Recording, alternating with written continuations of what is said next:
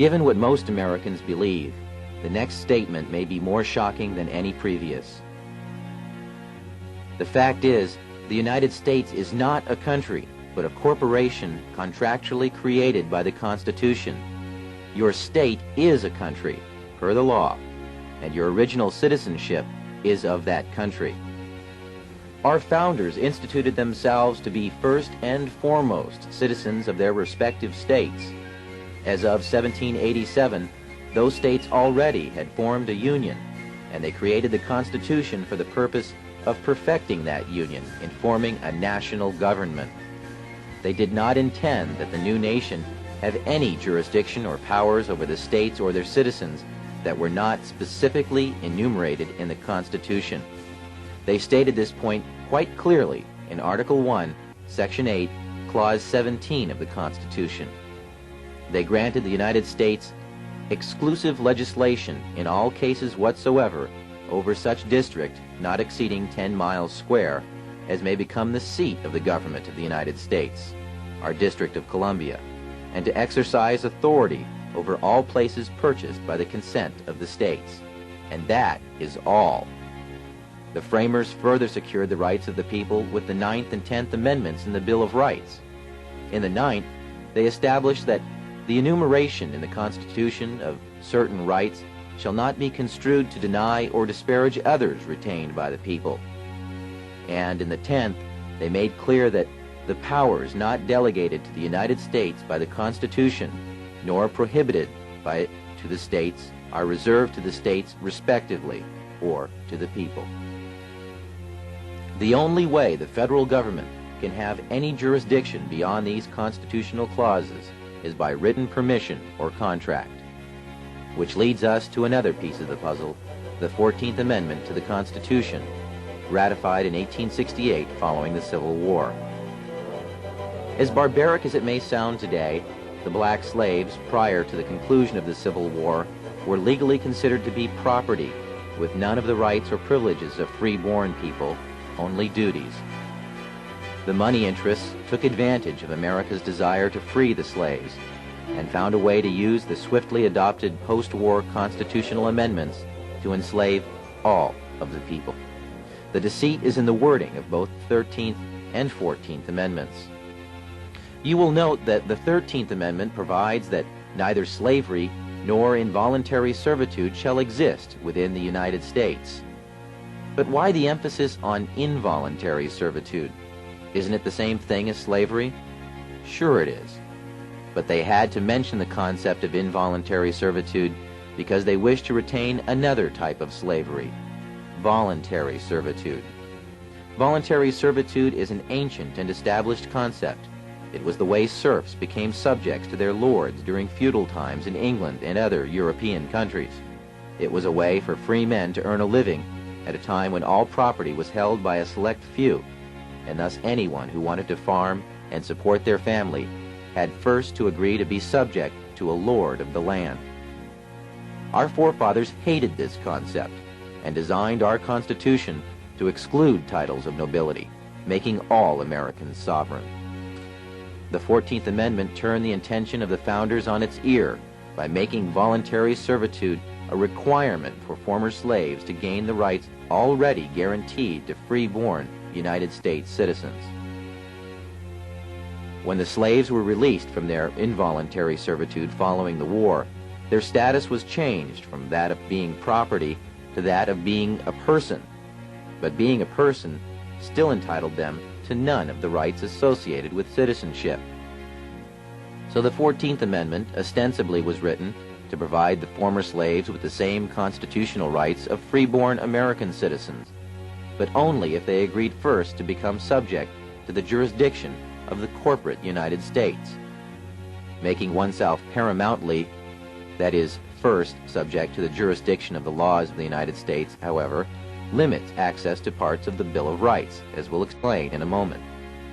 But first remember, anyone who voluntarily subjects himself to the laws or jurisdiction of another is, in every way, obligated to abide by the terms of any contracts or laws established by whomever establishes the rules of the contract. In simple terms, This meant that the former slaves became subjects first to the United States, and secondly to the state in which they lived. They had no sovereignty whatsoever. This status had never existed in the United States prior to that time. The 14th Amendment created a new class of citizenship in the United States, a second-class citizenship. Up until 1868, every American was a paramount citizen of their state, and by virtue of that, also a citizen of the United States, with full individual sovereignty as guaranteed by Amendments 9 and 10 in the Bill of Rights. But so-called naturalized citizens, or 14th Amendment citizens, are paramountly subject to all laws of the United States, and, having no status as freeborn citizens, have no access at all to the unenumerated rights retained for the people by Articles 9 and 10 of the Bill of Rights. That's because, in order to get any rights at all, they had to subject themselves to the jurisdiction of the corporate United States, which left them no unenumerated rights. The only rights they had were those specifically written into the Constitution. The sad tragedy of America today is that all U.S. citizens, regardless of race, are now 14th Amendment slaves due to contracts with the government of the United States through Social Security, birth certificates, driving licenses, citizenship statements, tax forms, and many other documents. The true paramount citizenship that all Americans deserve is that of their respective state, which is a sovereign citizenship. Such status would exempt them from federal and state income taxes, as well as property and inheritance taxes. This sovereignty was the status held by our forefathers. Now, if you're still thinking that the U.S. government needs to have a central bank and collect income tax or it will collapse, think again. Over 2/3 of the federal government's income is derived from sources other than income tax. There is even evidence suggesting that none of your income tax is used by the government. Fees, excise taxes, tariffs, sales taxes, and other forms of income have easily supported the U.S. budget in the past and could easily support it now. We have done without a national bank for large stretches of our history, and the U.S. Treasury is perfectly capable of printing and managing a money supply. In fact, the only constitutionally sanctioned currency is backed by gold or other precious metals. This is a far more stable form of currency and is the type of money the Treasury was designed to handle. The government was doing so well collecting money under these original laws that it had amassed a huge surplus by the time this cartoon was penned 100 years later in 1887, when there still was no income tax collected at all. Up to this point, we have shown you how the money interests have 1. Established the Federal Reserve System, and 2. Exploited a second class of citizenship created by the 14th Amendment for other purposes. And we have mentioned a few names involved in the creation of the Fed.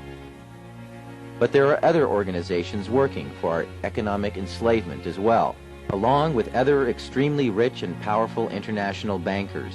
Those who support the Fed have created a global movement to centralize economic power in various puppet organizations that preach peace and stability through some variation of socialism, but act aggressively to draw nations into a web of foreign debt and servitude to their agenda. The United Nations, the World Monetary Fund, and the Council on Foreign Relations are all committed to an agenda of world domination through manipulation of economic power. The Council on Foreign Relations openly admits to being a private club, yet it is the primary recruiting post in both international banking and the federal government of the United States.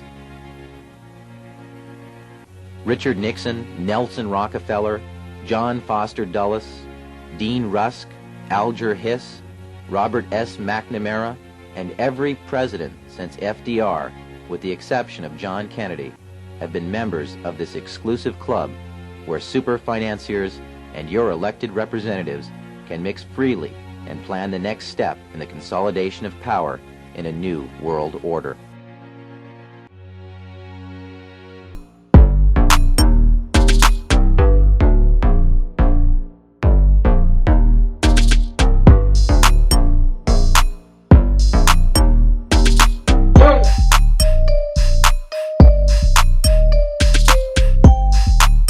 347en@gmail.com.